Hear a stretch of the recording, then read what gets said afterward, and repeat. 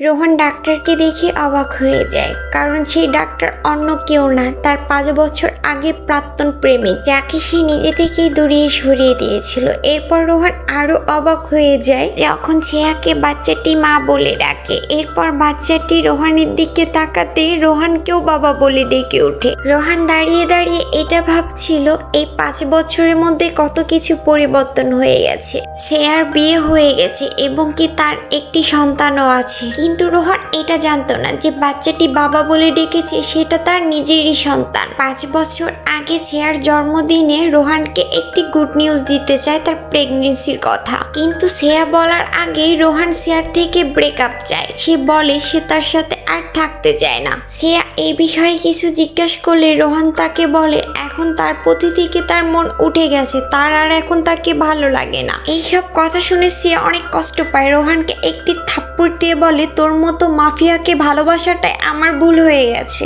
ছেয়া ছেড়ে যাওয়ার পরে রোহান অনেক ভেঙে পড়ে, কারণ রোহানের কাছে আর কোনো পথ ছিল না। ছেয়ার বাবা মা এটা করতে তাকে বাধ্য করেছে। সেই সময় রোহান ছিল বেকার আর বকাটে, আর ছেয়া মেডিকেল কলেজের টপার 1 ছাত্রী। তাই হাত জোর করে বলে তুমি আমার মেয়ের জীবন থেকে সরে যাও, ওকে সুন্দর একটা জীবন দাও প্লিজ। ও বড় হয়ে ডাক্তার হওয়ার খুব ইচ্ছা ছিল, ওর স্বপ্নটা পূরণ করতে দাও। এরপর ছেয়ার ভালোটা ভেবে রোহান বাধ্য হয় ছেয়ার জীবন থেকে চলে যেতে।